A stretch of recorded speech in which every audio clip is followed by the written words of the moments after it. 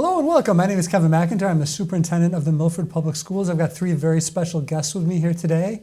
We've got Principal Dave McGovern from Woodland Elementary School, Assistant Principal Allison Audette from Stacy Middle School, and Wen Cobb, who's our new school business administrator. And these folks, although they have different roles, all have one thing in common. They're brand new to the Milford Public Schools, and we're excited to have them. So I'm going to start with Dave, and I'd love for you to just kind of reintroduce yourself, tell me a little bit about what you do, and maybe a little bit about yourself. So I'm happy to introduce myself to the Milford community. My name's Dave McGovern, and I'm fortunate to serve as the principal at the Woodland Elementary School. I've been a member of this community as a resident for well over a decade, and I'm really excited to have the opportunity to give to a community that's given so much to me and my family. I have been working in public education since the very early 2000s, having taught in Franklin and previously served as principal in the Mansfield Public Schools. Awesome. Thanks, Dave, and welcome. Next, Wen, I'd love to, again, reintroduce yourself, talk about what you do, and kind of maybe a little bit of your background. Okay, my name is Wen Cobb. I'm currently the school business administrator for Milford Public Schools. And my background is in school finance. That kind of makes sense. Yes. So having worked in large and small districts, I'm passionate about using financial resources wisely to support student success. All right, great. And last but certainly not least, Allison, if you want to do the same thing, reintroduce yourself and share a little bit about maybe who you are. Sure, of course. Again, my name is Allison Audette. I'm an assistant principal at Stacy Middle School. I'm in my 19th year in education. Prior to that, I was in the Worcester Public Schools in a couple of other districts as well. I've served as a classroom educator, assessment specialist, system-wide coach, and I'm really excited to be here in Milford and to work with the fantastic educators at Stacy to support student success. All right, awesome. So there's a lot in the media, like you see like media interpretations of principals and assistant principals, and they're generally not particularly flattering. You know, I used to watch the Disney Channel with my kids years ago, and the administrator would inevitably be like the foil for, you know, whether it was, you know, the different kids on the different shows. I think people have a perception of what a principal and assistant principal do, but maybe if you guys could talk a little bit about like what do you do, what's a typical day look like, what are some of your kind of key responsibilities, and maybe we'll start with Dave and jump to Allison. Well, I don't know how familiar you are with the Captain Underpants series, but that took principal view to a whole different realm for those of you who are familiar with the series. You know, as building principal, I see my responsibility as making sure that our students, our staff, and our families have what they need for the school to run successfully and for the students to have a positive instructional experience. Consider myself the instructional leader. As we work on our practices, we make sure that all the district initiatives are in line for our students and for our faculty, and just make sure that everything keeps running on time. I think in the end, though, being in a school in any capacity, we're in the relationship business, and it's making sure that we are developing, or I'm developing those relationships with our families, most importantly our students and our faculty and staff, to use those relationships to accomplish everything that we need to do. If you were to pick like a favorite or best part of your day, what would that be? Ooh, that's a tough question. I always enjoy the opportunities I have to be in classrooms and interacting with students and having those conversations and seeing the hard work that our students are doing, seeing the quality instruction that our teachers are delivering to our students on a daily basis, and really just kind of feel that pulse and that heartbeat of a school that pulled me into education. Awesome. Allison, one of the things that somebody told me years ago when I was an assistant principal and I became a principal is they said, you know, the jobs are completely different. And I didn't believe them until I got into the role of the principal. And it was a completely different job from what the principal does. So talk a little bit. I mean, there's definitely some overlap and some similarities, but talk about what an assistant principal does. And this is your first time as kind of like an administrator in this way. Like this is your first time as like a building level of kind of official administrator. So I'd love to hear about kind of what you do and your experience so far. And so in addition to a lot of what Dave highlighted around kind of some of the roles and responsibilities of administrators in a building, An assistant is kind of in that unique position to help support the instructional vision of the school and to work really closely with administration, both at the building base and district level, to roll that out and support that. But in addition to that, we have kind of the wonderful position of working really closely with our grade level teams. So I have a lot of daily interaction with my grade level teams to support student success and become a lot about kind of thinking about each individual child a little bit more, their unique needs, and working collaboratively with the team to get everything in place for that student. So a lot of my role is very forward-facing and very student-facing. So out in the hallways with students in classrooms, supporting the educational vision and instructional leadership of the building and supporting teachers, but then also a lot of our work is around supporting students to make sure that they're making safe, responsible, respectful choices, and that we're helping to guide them to make safe, responsible, respectful choices as well. And what would you say the instructional or educational vision is for Stacy? Like if you could put it into like, you know, an elevator pitch.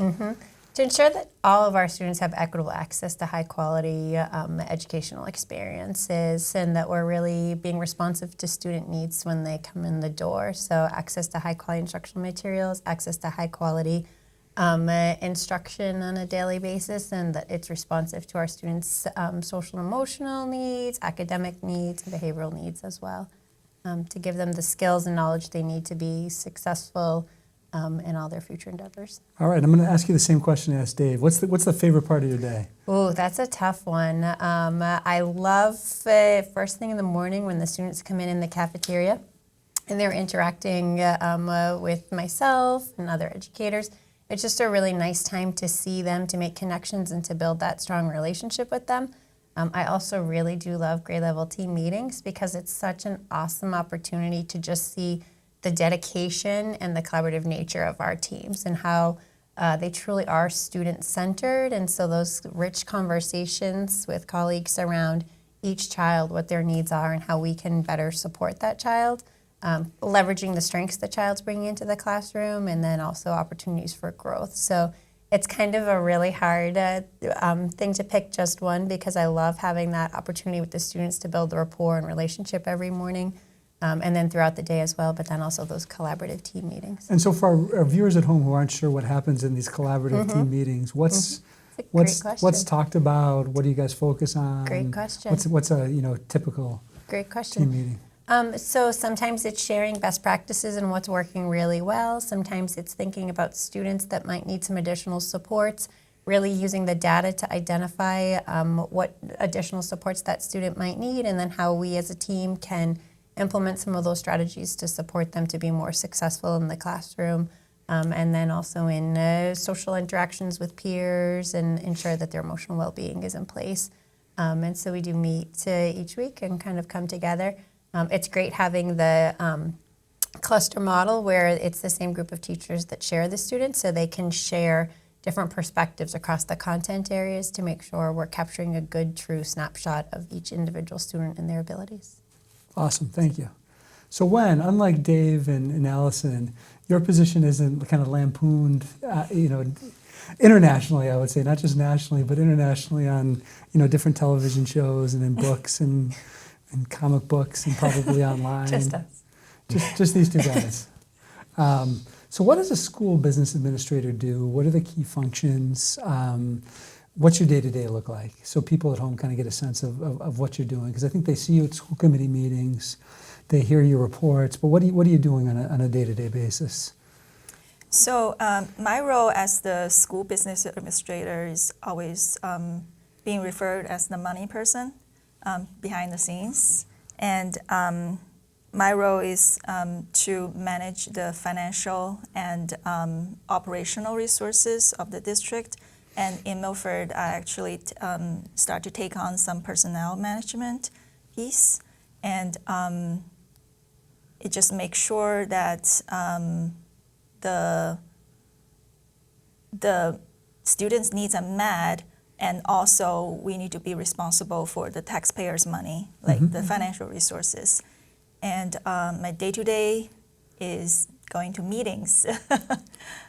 Most of the time, and I also value the time that I use the data I collected from the meetings and sit down play with the spreadsheet and try to figure out the solutions and the best way to allocate the resources.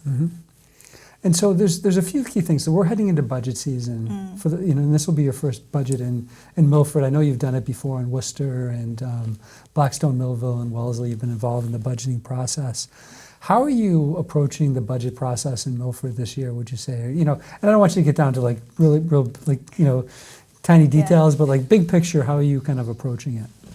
So I'm going to understand the budget first from the current year. Usually it takes a year or two to fully understand the budget. And well, I was in Wellesley for 6 years. I still learn new things. So first, understand the budget, and the second is to collaborate with the principals, the department heads, to see what's the needs from the students, and then develop the budget from there. Okay. And also, we have the school committee committed to like improve the budget process. So I'm looking forward to it. All right, excellent, excellent. So. All three of you, Dave's not new to the community, but he's new as part of the public schools. But I'm going to throw this question out to all three of you, and maybe we'll start with Allison first on this one. Maybe not. Maybe we'll start with Dave first on this one. Let Allison get a couple more coughs out. What have you learned in your first few months here in Milford, in your role as principal? So I think the first thing that I really learned as I got my feet underneath me this summer and throughout the start of the school year is how much the faculty, the staff, and the families that I interact with every day, how much they care about the students that they're working with, and that they really want to see them be successful. For me, moving professionally now into Milford after having physically been here for quite a while, to see in practice a lot of the work and supports that we have in place for our multilingual learners has been a great experience for myself, and really understanding how we can create a structure for those students to acquire the language skills that they need, while also making sure that the rest of the students who aren't in that position of becoming multilingual learners can access appropriate and high-level instructional materials to keep furthering their studies as well. So it's been really impressive to see what is a lot of theory for me being carried out into practice, and to also realize the opportunity that students in Milford have, that if you're in a community with less diversity, wouldn't have. Because if you're in a community with less diversity, then administrators are in a position where they're then pulling students out into less inclusive settings to develop these skills, because you don't have the numbers to fully implement an inclusive model. So I think it's been very eye-opening to me, all stuff that I was familiar with and all things that I was well-versed on, but it was really this has really been my first opportunity to see all of that fully rolled out and being employed. And so Dave, you talked about what your first few months have been like and kind of what you've learned. I know like a lot of folks at home wonder, like if when you go into a new situation where you don't know anybody, how did you get to know the community, the school community? What did you do? How did you get to know the teachers, the students, the families? So there's a lot of just having informal conversations, I think, becomes the biggest foundation of that. But on top of that, early in the summer, I was very grateful for the support of the parent-teacher organization at Milford. They reached out in the middle of the summer. I connected with them, was able to have an early meeting with them to start to learn what their work was on and how they were perceiving the needs of the school. At our open house in the summer, just doing what I can to talk to as many families as possible, to learn their story, what their perceptions of the school are, what their needs are, and then really getting into the school and building some activities to collect, not just talk to teachers, but like get information about how they perceive the instructional programs and how we can work to grow and continue that growth. But it's a lot of conversations, and it's a lot of talking with people, and the students themselves, it's just, when can I sit down with them? Can I grab a table at lunch? Can I talk to them when they're getting out of their cars? Can I talk to them? I've stepped into some classrooms to fill in, and it's been great because you get that more direct interaction as you work with them. And Woodland isn't a small school. There's about 1,000 students there. No, yeah. I mean, right now, last time I looked, we were at about 1,039. Okay. I've been told. Who's counting though, right? Yeah, who's counting? And I haven't verified this for a fact, but I've been told multiple times that we may be the biggest elementary school in the state. We go back and forth. We have the belt every once in a while. And once in a while we have to give the belt back. Okay, but we may have the belt back right now. Yeah, we're definitely at the top, and that's one of those things where I do come with experience, having worked in an 1,100 student school in my previous roles. And it's also one of the big things you have to be able to do is trust the quality people that you're working with, because if you're working in a school this big, I can't be in every meeting, but I need to make sure that I have the right people in every meeting to make sure that everything's working for our community. Excellent. So same question, what have you learned in your first few months here? Having, really, I think you've had some connection to Milford, because I think one of your children used to go to the Milford Community Summer Program, right? Yes. So you have a little bit of a connection to the community. But what have you learned about it since you've been here? The schools, the community? I agree with what David just said. I just want to echo that it's a very diverse community and also very community-driven district, and just everybody just work together as a team. Very well, and also we draw a blank. Sorry. That's okay. New things to learn about Milford. I'm very impressed by the dedication of the staff and. I thought you were going to say the superintendent. Your yes, strong yes. A lot of support from the superintendents and my colleagues, and also from the community on the town side too. We got a lot of support from them. There is a nice spirit of collaboration there between the towns and Yes. town and the schools, which you don't see in every community. Sometimes they're at odds all the time, and I think we work very well together here in Milford. Exactly. Yep. All right, Allison, I'm going to ask you the same question.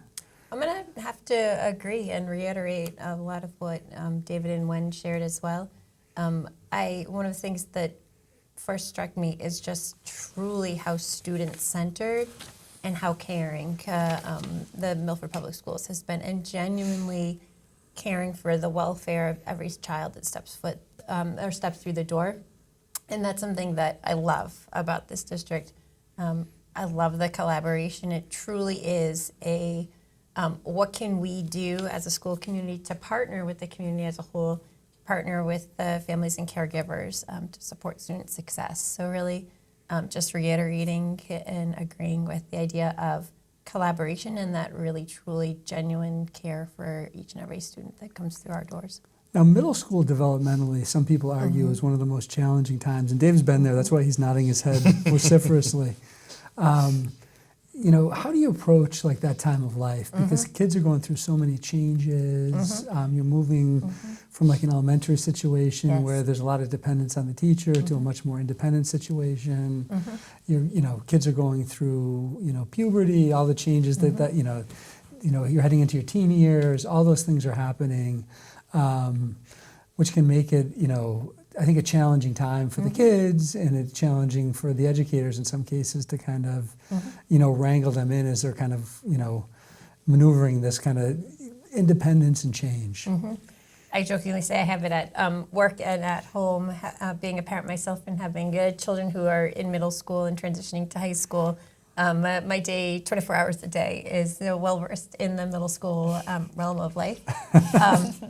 One of the things that really we work very hard at with Stacy is having those clear, consistent expectations for students. And that definitely helps to ensure that students, and making those expectations really visible for them, and having conversations, open, transparent, honest conversations around those expectations to help students to gain a greater sense of what that looks like and feels like that as they're navigating the building.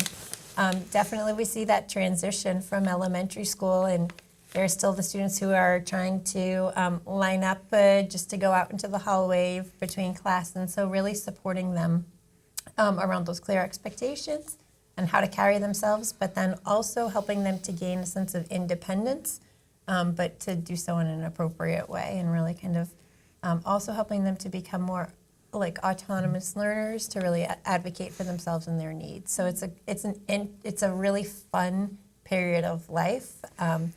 I know a lot of folks have kind of the, oh gosh, middle school, why middle school? But to me, it's such a wonderful age range, because we're really helping students build a lot of those skills that they'll need to be successful in high school and carry with them. And beyond, yeah. And beyond. Yeah. So the next question I'm going to ask you guys is going to be two parts. One is kind of, what are your goals for the year, both like maybe as an individual and as like a school? And then I'd love to hear like a fun fact about you that maybe that you haven't shared with folks broadly, or that would give them a little insight into who you are as a person. So what are your goals for the year, and in maybe like, you know, a fun or interesting fact that maybe our viewers at home would appreciate? And we're going to start with Principal McGovern. Hi. You know, when you're working in a district, in a school for the first year, I do think the number one goal is establishing concrete relationships and firm, solid understandings of how everything works. You know, in education in Massachusetts, one of the buzzwords that we hear from the Department of Education and a lot of people like that is local control. And it is true, and that leads to local differences as you come into a school. So it's really getting down to the nitty-gritty of how everything works and having those solid relationships, but also being prepared at a place to set the path forward, which, you know, you had mentioned the budget process, getting into the start of budget season. That's one of the first big steps that we have to make sure that we're preparing for the upcoming school year with all the things that we need. So really, that's my primary goals for this year, is to be successful and to learn and to set up Woodland for future success as we move forward. You know, fun fact about myself, geez, it's a tough one. One of my claim to fame that I use a lot is I had the opportunity to sing at Carnegie Hall when I was in college. I also put an asterisk on that I was one of 150 plus people singing all at once for a concert there. But I did have quite a bit of a musical background throughout my secondary and post-secondary education. Do you know the answer to this question? How do you get to Carnegie Hall? How do you get to Carnegie Hall? I don't. Practice, practice, practice. I thought you just take a train to New York. That's an old show. I was in college, it was a bus. What'd you sing? Do you remember? It was a full Beethoven symphony. Okay, so like legit. Like, Yeah, like legit, yeah. All right, high level. That's very cool. Complicated. Yeah. That's very, very All right, cool. so Alice, I'm going to ask you the same two questions, and then we'll go to Wen. So what are your goals for the year, and what's like a fun fact about you that folks may be interested in finding out about?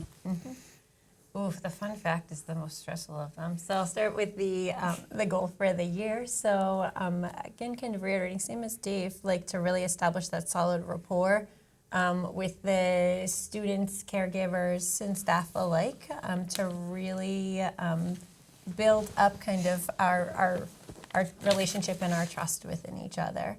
It's been a great transition to Milford and to the school, but like any district, there's always kind of learning all of the ins and outs of how different things work. So really using this year as an opportunity to learn all of the ways of working within the district, but then establishing that solid relationship and rapport.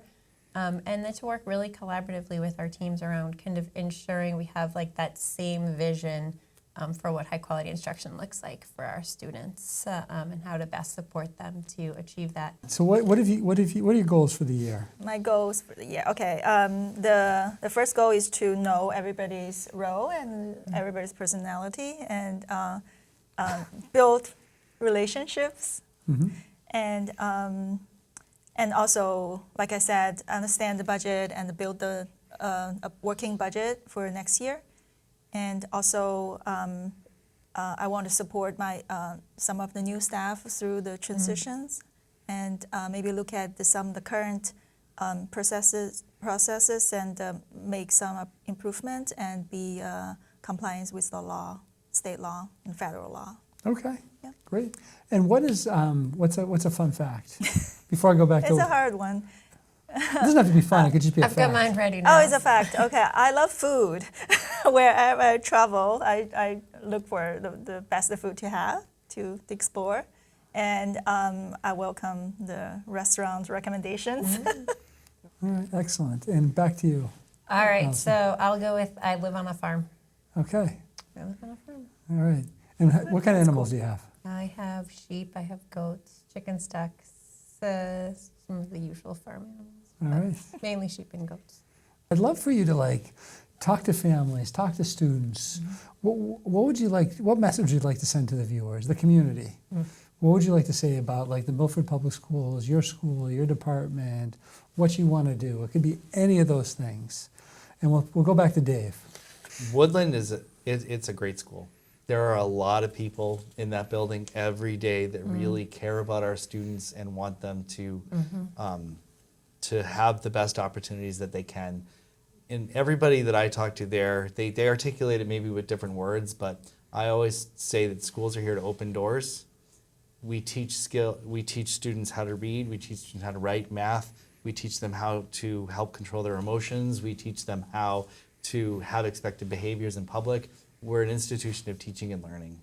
That being said, the number one obstacle that students, not just in Milford, but across the Commonwealth and across the state, the nation face in accessing this type of instruction is being present.